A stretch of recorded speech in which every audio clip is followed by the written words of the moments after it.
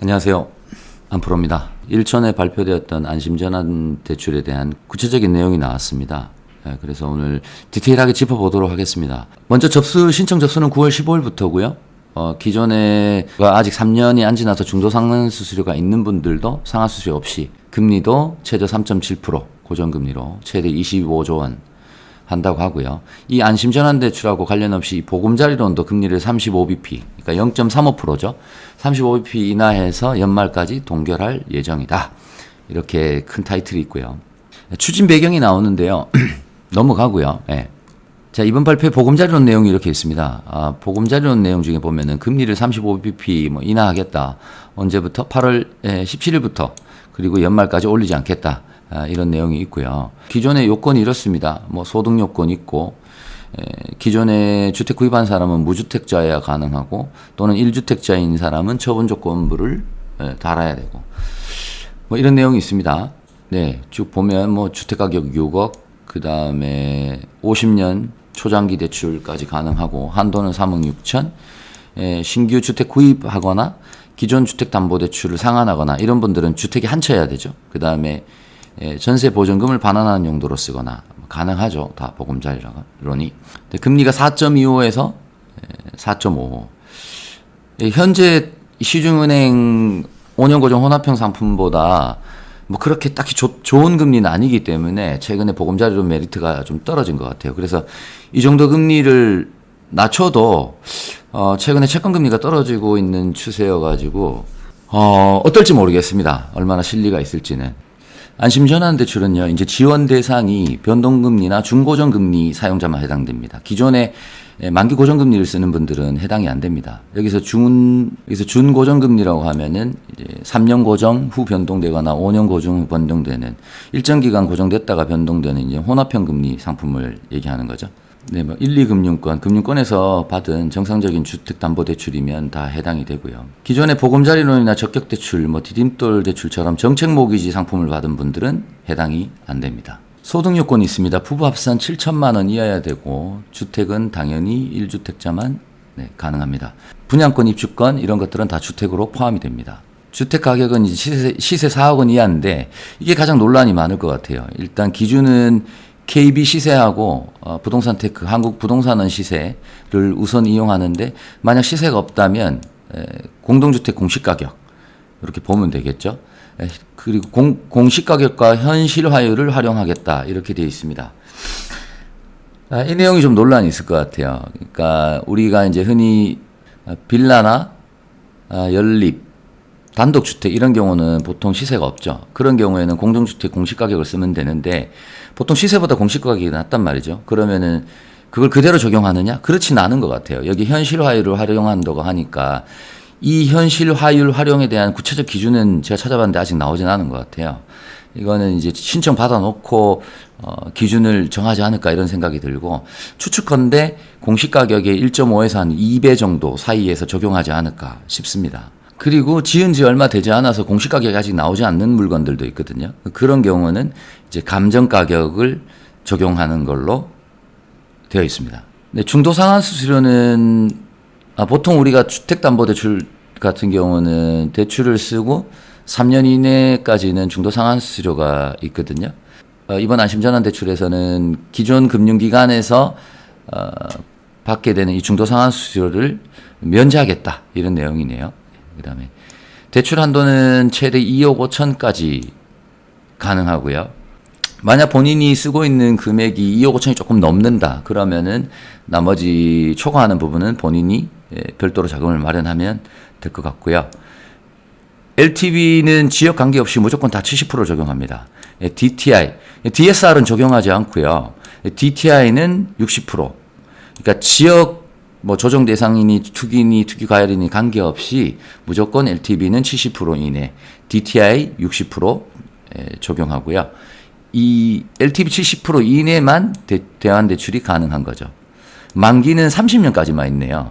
그러니까 만기가 30년까지 있기 때문에 기존에 40년 이렇게 대출을 받은 분들은 아마 DTI 부분에서 조금 걸리는 부분들이 있을 수도 있어요. 한번 보여드릴까요? 자, 그럼 2억 5천을 기준으로 제가 DTI가 60% 이내 들어오려면 얼마 정도 소득이 돼야 되는지 한번 보여드리겠습니다. 대출 기간이 30년, 최장 30년까지니까 360개월이고 거치 기간은 없고, 대출 금리가 최저 3.7%니까 이 정도 넣어보고요. 원리금 균등 상환 방식으로 하고, 기타 부채가 없다고 가정하겠습니다. 그랬을 때 연봉이 3천이다. 3천이면 46%니까 좀 더 줄여볼게요. 2천만 원 하니까 70% 정도 나오네요. 네, 약 한 2,300 정도 되니까 안심전환대출 2억 5천까지 대환하는데 약정기간 30년으로 해서 금리 3.7% 적용하면 DTI가 한 60% 정도 나오네요. 본인의 DTI가 궁금하신 분들은 이렇게 계산을 한번 해보시면 되겠습니다. 네, 30년 약정이 3.9%가 나오네요. 최저가. 이 기간에 따라서 금리가 달라서요. 이렇게 하니까 약간 오바되네요. 약 한 2,400 정도는 돼야겠네요. 네, 대략 한 2,400 정도 돼야 될 것 같습니다. 금리는요, 기본이 3.8에서 4%고, 저소득 청년층한테는 3.7에서 3.9% 적용한다고 합니다. 이 저소득 청년층의 기준은 소득이 6천만 원 이하이면서 만 39세 이하 이렇게 돼 있네요. 여기 금리표를 보시면 위쪽에 있는 이 부분이 이제 현재 보금자리론 금리고요. 이번 8월 17일부터 이렇게 35bp 낮추겠다는 얘기고, 아래쪽에 있는 게 안심전환대출입니다. 30년 약정까지만 있죠. 이렇게 30년 약정까지만 있고요. 대출 기간에 따라서 금리가 차등 적용되는데 짧으면 짧을수록 금리가 조금 낮게 되어 있습니다. 네, 신청을 9월 15일부터 받아요. 근데 두 번에 나눠서 받습니다. 9월 15일부터는 주택가격이 3억 원까지, 그 다음 10월 6일부터는 주택가격이 4억 원까지. 이게 25조 원이에요, 물량이. 근데 선착순 접수는 아니고요. 일단 해당 기간에 본인이 다 접수를 해두면 접수를 다 일괄적으로 받은 다음에 주택가격 순으로 자르는 거니까 뭐 아주 서두를 필요는 없지만 해당 기간 놓치지 말고 꼭 신청하셔야 될 것 같고요. 어디다 신청하느냐? 이제 시중은행의 주담대를, 이 해당 6개 은행의 주담대를 쓰시는 분들은 해당 은행에 바로 신청하시면 되고요. 그 외에 뭐 보험사나 기타 6개 은행 제외한 은행에 쓰고 계신 분들은 주택금융공사 홈페이지나 모바일 통해서 신청을 할 수 있습니다. 심사하고 대안 처리가 완료되는 데까지는 평균 2개월 이내라고 하네요. 시간이 많이 걸리겠죠, 아무래도. 8월 17일 날 사전 안내 사이트를 오픈한다고 합니다. 여기서 이제 본인이 가능한지 등등 좀 더 구체적으로 확인해 볼 수 있겠네요. 일단 이 내용이 발표가 되자마자 많은 분들이 본인이 해당되시는가 하고 막 들여다보게 되실 텐데, 이런 분들은 일단 해당이 안 되십니다. 주택금융공사 보금자리론 적격대출 쓰시는 분, 디딤돌대출, 주택도시기금대출, 한도대출 당연히 안 되겠죠. 전세자금대출, 전세보증금대출, 이주비대출 안 되고, 중도금대출도 안 되고, 만기까지 금리가 고정된 주택담보대출, 그러니까 일반 시중 상품이어도 만기까지 만기 고정금리 상품을 쓰는 분들은 대상이 안 됩니다. 2022년 8월 17일 이후에 지급된 주택담보대출도 불가하다. 주요 Q&A 사항만 몇 가지 좀 살펴보도록 하겠습니다. 여러 금융기관에 주담대가 있는 경우 다중채무자도 안심전환대출 신청이 가능한가, 이런 게 있는데, 이게 무슨 얘기냐면, 예를 들면 이런 거죠.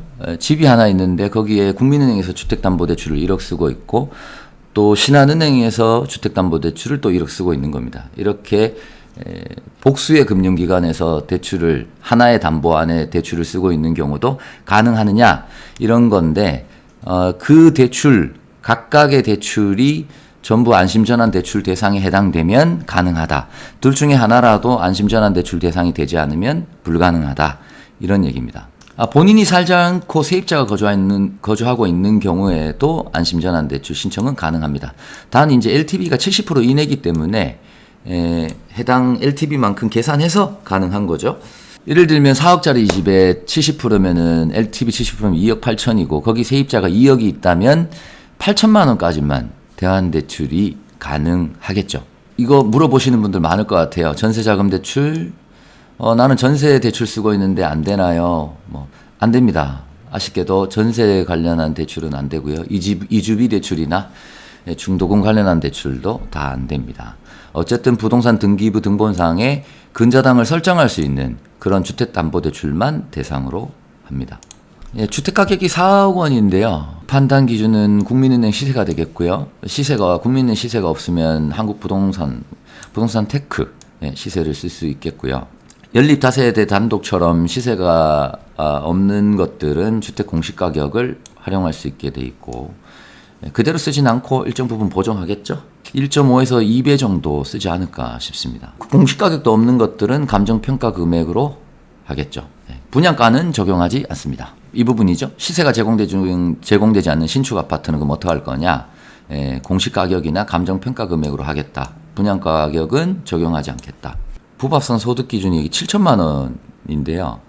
건강보험료 납부 내역으로 추정된 인정소득을 소득으로 쓸 수 있다. 그러니까 건강보험료, 지역건강보험료 특히 내는 분들은 환산해서 쓸 수 있다. 뭐 이런 의미인데 여기 내용에 제가 계속 찾아봤는데 그러니까 신용카드로 환산해서 쓰는 부분이라든가 이런 부분들이 없어요. 그래서 아마 실제 증빙 가능한 증빙소득하고 아마 인정소득 이 두 가지만 쓸 건가라는 생각이 듭니다. 이 부분은 일단 본인이 소득이 없어서 DTI가 안 맞더라도 신청은 해보시는 게 좋을 것 같아요.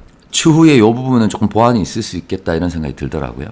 그리고 부부 합산 소득이 7천만 원 넘어가는 분들은 이번에는 신청을 못 하겠지만 내년에 시행 예정인 일반형 안심전환대출 20조 원이 추가로 나온다고 하네요. 여기에는 소득 기준을 완화할 건가 봐요. 여기는 또 신청할 수 있으니까 한 번 더 기회를 노려보실 수 있을 것 같아요. 네, 그리고 부부 합산 1주택까지만 가능한데 제가 이게 세대 기준으로 나올 줄 알았는데 부부 합산 기준으로 나왔더라고요. 이런 경우가 있을 수 있죠. 자기가 부모님과 같이 살고 자기가 집이 한 채 있고 부모님도 집이 한 채가 있어요. 근데 여기서는 분명히 얘기하길 부부가 소유한 주택수의 합이 1주택이라고 하니까 우리가 흔히 보통 대출 규제에서 판단하는 1주택자는 세대 기준이거든요. 근데 여기서는 부부 합산으로 표현해놨기 때문에 아마 부모님하고 같이 살면서 부모님도 집이 있고 나도 집이 있는 경우 이런 경우도 제가 봤을 때는 신청 대상이 될 것 같아요. 그래서 신청해 보시는 게 좋을 것 같습니다. 기존 대출 대비 증액이 가능한가? 그러니까 추가로 내가 받을 수 있느냐 이런 질문인데 불가하죠. 최대 2억 5천까지만 가능하고 추가 대출은 불가합니다. 거치기간 설정이 불가합니다. 무조건 전환한 시점부터 원금이자 같이 분할 상환만 가능합니다. 여기서 이제 원리금 균등이냐 원금 균등이냐 뭐 이런 차이는 있을 수 있겠지만 선택은 가능할 수 있겠죠.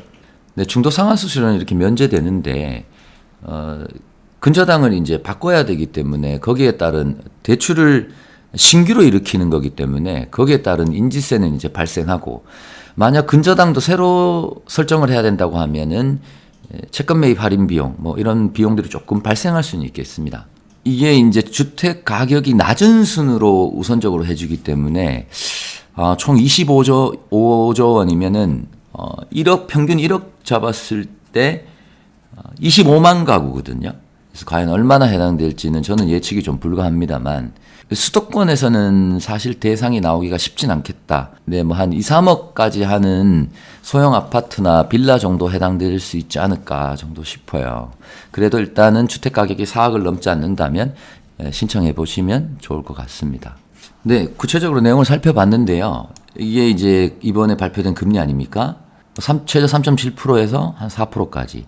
약정기간 30년 기준으로 하면 이제 4% 정도의 금리예요. 제가 6월 달에 이제 발표 났을 때 기대했던 것보다는 사실 좀 높은 것 같아요. 왜냐면은 이거를 지금 처음에 계획했을 때 시점이 지금 2022년 8월 10일인데 이걸 계획했던 시점은 아마 조금 더 지금보다 채권금리가 높을 때 시장이 좀 더 혼란스러울 때 금리가 막 폭등하고 있어서 좀 더 혼란스러웠던 시점에 하지 않았나 싶고요. 지금은 시중은행 일반형 혼합형 상품이 4% 정도에 있단 말이죠. 그래서 이 금리가 과연 그렇게 메리트 있을까 이런 생각은 조금 들고요. 그래도 좀 높게 쓰시고 주택 가격이 4억 원 이하에 난 변동금리 쓰고 있는데 고정금리로 바꾸고 싶다. 이런 분들한테는 적극적으로 검토해 보시면 좋을 것 같습니다. 그리고 가격이 4억 원을 넘는 분들은 이제 우리가 6억 원까지는 보금자리론이 또 해당되니까 그것도 한번 검토해 보실 필요가 있고 또 내년에 추가로 하는 부분은 가격이 뭐 조건들이 조금 바뀔 수 있으니까 한 번 더 기다려 보실 필요도 있을 것 같아요. 그런데 참고로 지금 시중의 일반 상품, 그러니까 일반 주택담보대출 상품이 5년 고정, 혼합형 상품이 보통 금리가 지금 3% 후반부터 4% 초반에도 이렇게 상품들이 있단 말이죠.